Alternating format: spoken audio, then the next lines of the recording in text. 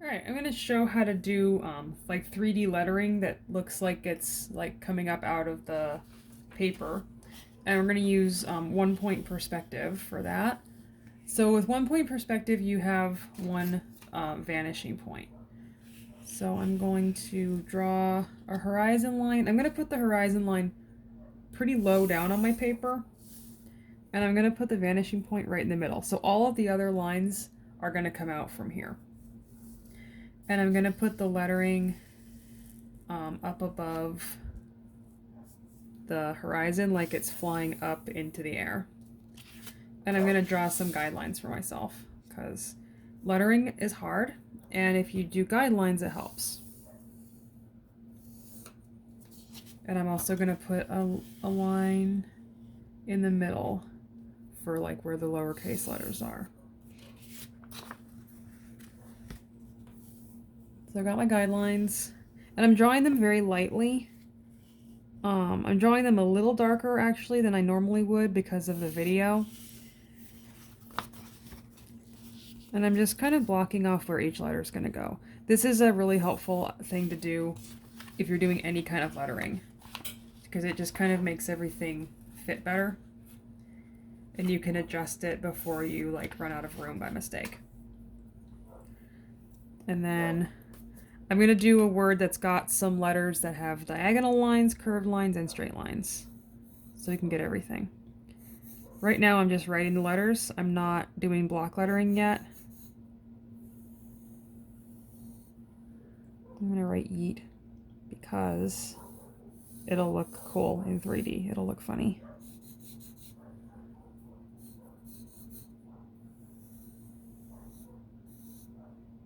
Alright, so I got my letters written. Now I'm going to turn them into block letters. So this is where I'm going to start blocking them out by basically drawing a box around the lines I already drew. And again, I'm keeping it a little sketchy. We'll darken everything in later at the end. But this is just to get the idea of where the letters are.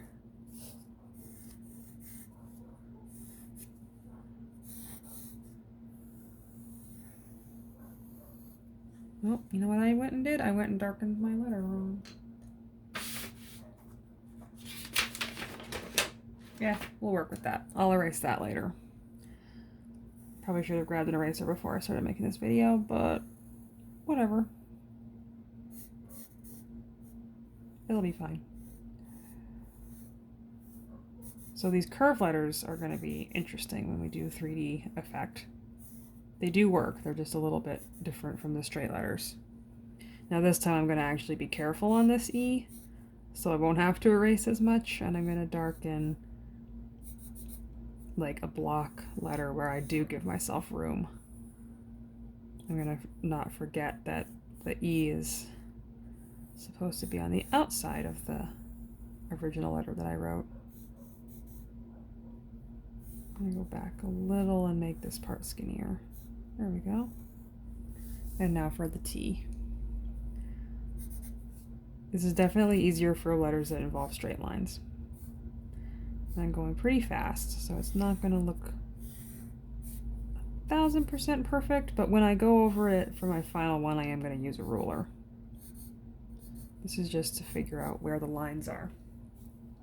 Alright, so I've got my block letters and I've got my vanishing point.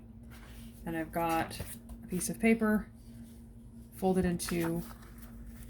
in half, so it's like a ruler. And then I'm just going to go from each letter to the vanishing point corner.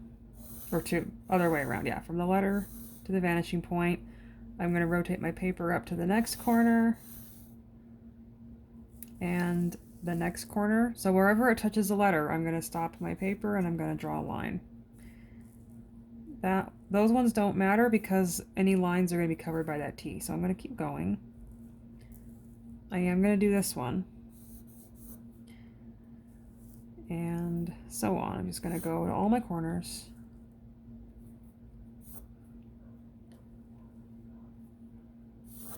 So that T looks like it's coming out of there now.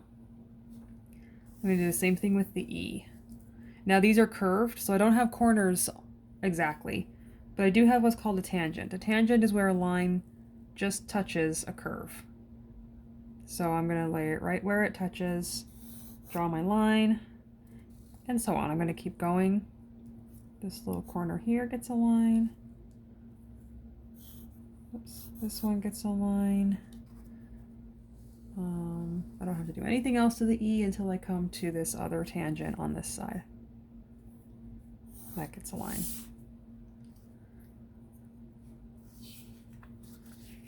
And then I'm going to keep going. I'm going to go from, I find it easier to go from the outside in, but you can do it however it's easier for you to reach your paper. I'm left-handed, that might make a difference too.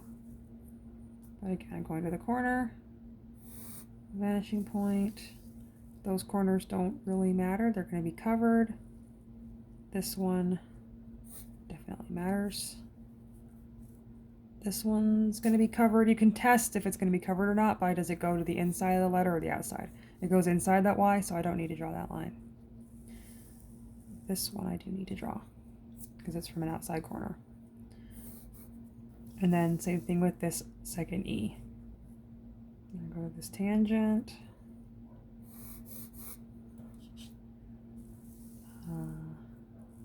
Rotate it up. And I hit the top part of the E and then this other tangent. They're pretty close together, but they are two separate lines. All right, so now I've got my letters and it looks like it is actually getting like yeeted out of the background, or yote, yitten, etc. However you conjugate the verb to yeet. It's 3D. I'm gonna make it so instead of being infinitely long going back into that background area, I'm going to make them so that they have a stopping point.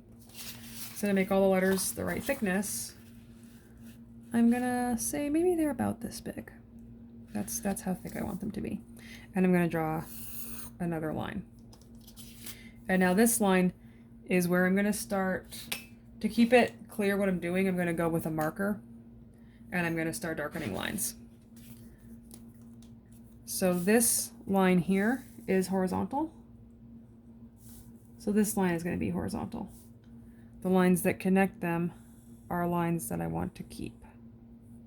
I should use the ruler for these two, actually. I will do that next. This is vertical. So I'm going to darken that in. I'm going to darken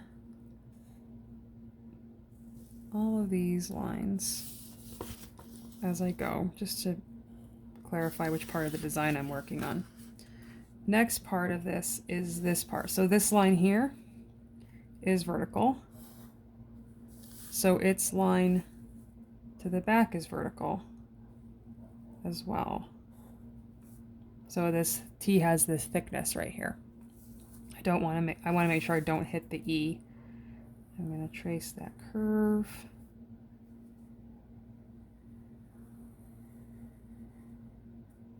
Whoops.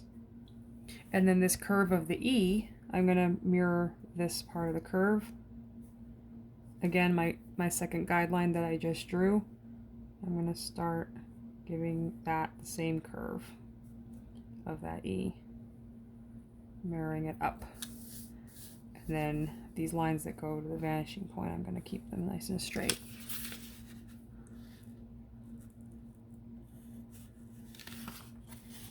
All right, and then I'm just going to keep going like that around all my letters.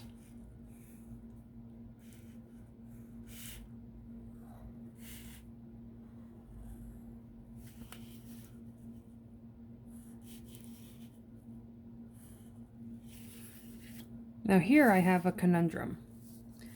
I need to make sure that where my vertical line intersects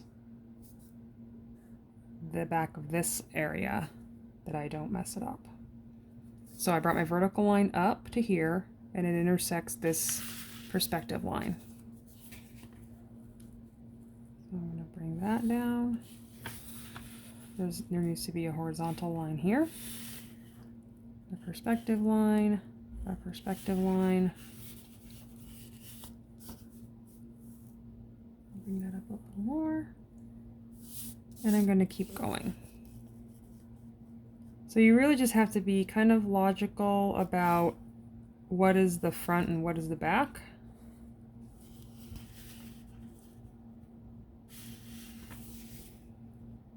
I'm checking, does this line come out from behind this E before it hits this line? And it doesn't, so I know that this line can actually go all the way to touch the E, because the thickness of it would be all the way in here.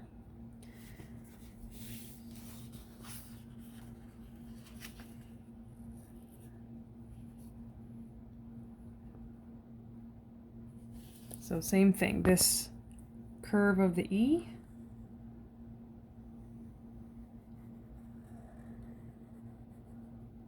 I'm going to mirror that curve at this level here.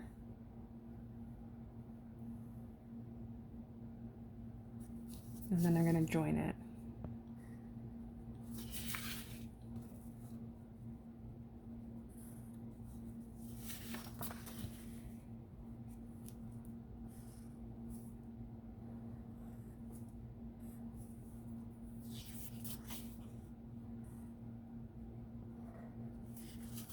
And then my vanishing point perspective line goes right here. And then last but not least, we have the Y. So it's going to be very much the same as the T was. It has mostly straight lines. There's a diagonal lines on here. So as I make a line on the front, as I darken it, I'm going to mirror those on the back side. So the bottom part first, because it's where I get my reference from that line. Darken that, darken that, darken that. And then this vertical line here is going to be mirrored coming from this corner and going vertically. I usually like to have my ruler not covering the other line so I can see exactly where to put it. And then this line here where the corner of the Y is, I actually drew it a little off the first time, so I'm going to redraw it right now. There we go. That goes up diagonally, and this corner comes down to the vanishing point.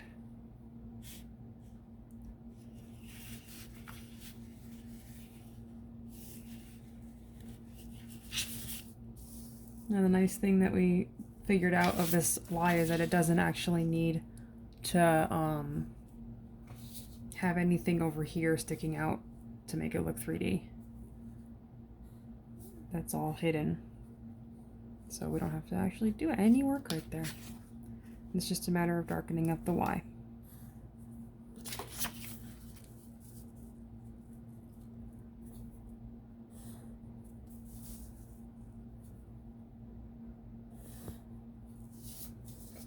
There, so there's some 3D lettering, and it looks like it's actually gotten like yeeted out of the background, or yeeted. So if you know how to conjugate the past tense of yeet, put it in the comments.